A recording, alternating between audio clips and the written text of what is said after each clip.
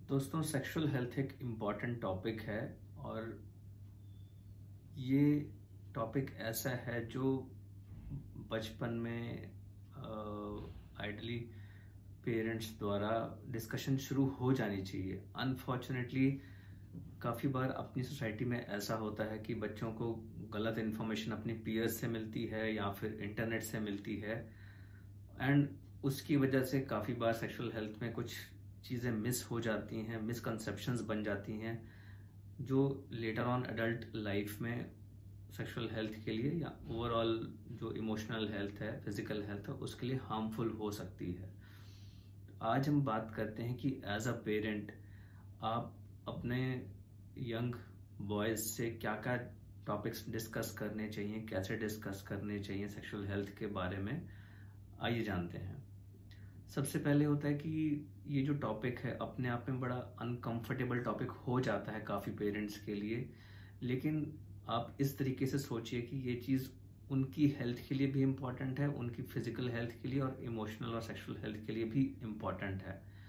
Otherwise कई बार क्या होगा कि कुछ इम्पॉर्टेंट जो है हेल्थ इश्यूज मिस हो जाएंगी जिसकी वजह से उनको नुकसान पहुंच सकता है। लेटर ऑन उनकी सेक्सुअल हेल्थ में प्रॉब्लम्स हो सकती हैं, इमोशनल इश्यूज हो सकती हैं या फिर इस चीज़ों के उनके पास गलत इन्फॉर्मेशन हो सकती है।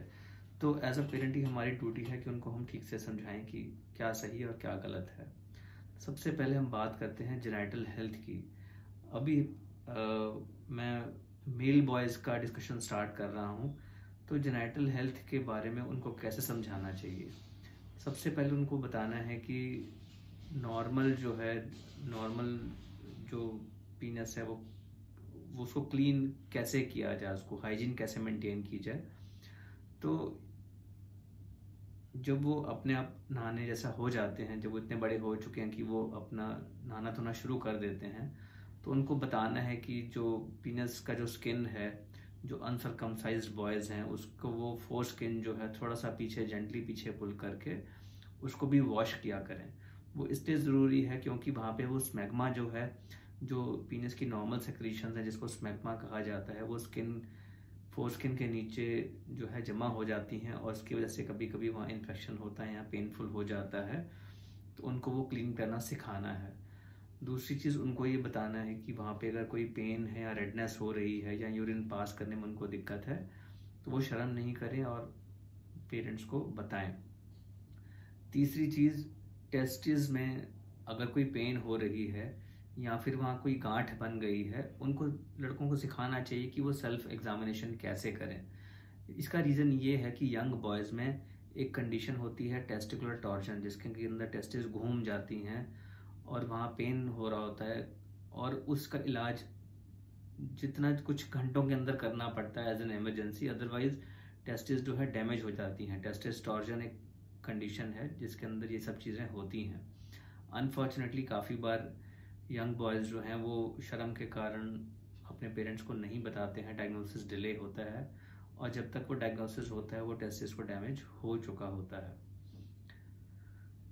दूसरी चीज़, टेस्टिस कैंसर भी यंग बॉयज़ में कॉमन है और उनको सेल्फ एग्जामिनेशन सिखाना चाहिए। उनको बताना चाहिए कि अगर कुछ उनको एबनॉर्मलिटी लगती है, वहाँ पे उनको कुछ हार्ड लग रहा है, कुछ गांठ लग रही है, उसका साइज़ बड़ा हो गया है, तो वो अपने पेरेंट्स को बताएं और शर्म नहीं करें।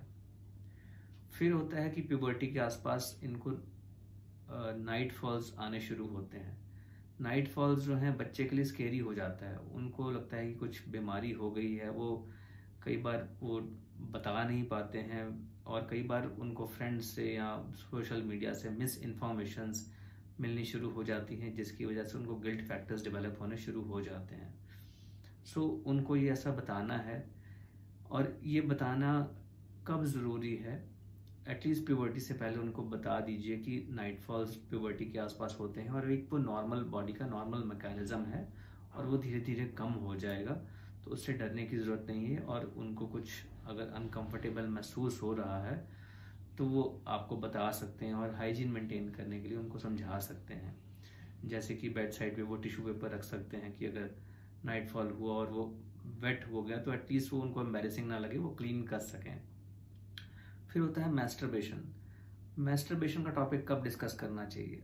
अगेन इसके अंदर कोई अप्रोप्रिएट एज नहीं है। हर कोई जो बच्चा है वो एक डिफरेंट एज में जेनेटेलिया टच करना शुरू करता है अपने। और ऐसा क्यों होता है वो उनको, एक तो होता है कि कुछ बच्चों को उसमें वो कंफर्ट महसूस होता है अपने जेनेटेलिया, कई बार वो एक्सप्लोरेशन चल रही होती है, तो it's okay to touch your genitalia and masturbation is also okay.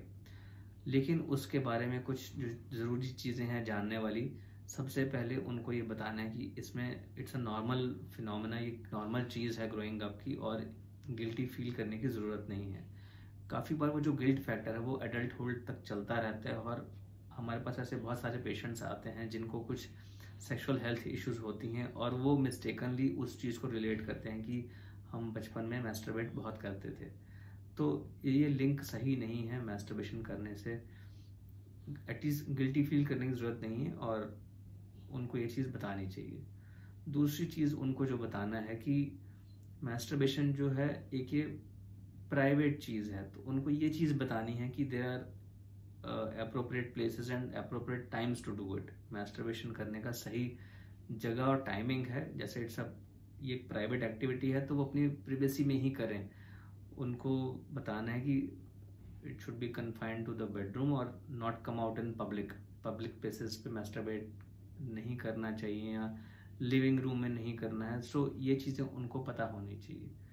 दूसरी चीज़, जब वो उनको ये भी उसी दौरान ये भी बताना चाहिए कि जब आप अपने प्राइवेट पार्ट्स टच करते हो ये आपका एक पर्सनल चीज़ है, तो उनको इस तरीके से ये समझाना है कि कोई और उनको इनअप्रोप्रिएटली टच करे वो सही नहीं है, और सिमिलरली बच्चों को भी किसी और को इनअप्रोप्रिएटली टच नहीं करना, ये चीज़ उनको बतानी है, उनको ये सेंसिटाइज करना है इन चीज़ के लिए। तो ये जो टॉपिक्स हैं, अनफॉर्चुनेटली सोसाइटी में कई बार ये टॉपिक्स डिस्कस ही नहीं होते हैं, जिसकी वजह से फिजिकल हेल्थ इश्यूज होती हैं, सेक्सुअल हेल्थ इश्यूज होती हैं, गिल्ट फैक्टर्स होते हैं, और ये कई बार साइकोलॉजिकली ट्रॉमेटिक होता है बच्चे के लिए।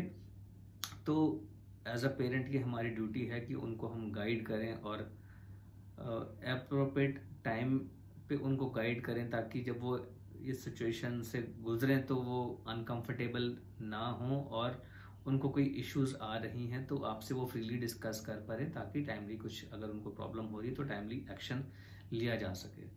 दोस्तों, मैं डॉक्टर अमन गुप्ता, यूरोलॉजिस्ट और male sexual health expert, Fortis hospital, Vasant Kunj, Nai Delhi.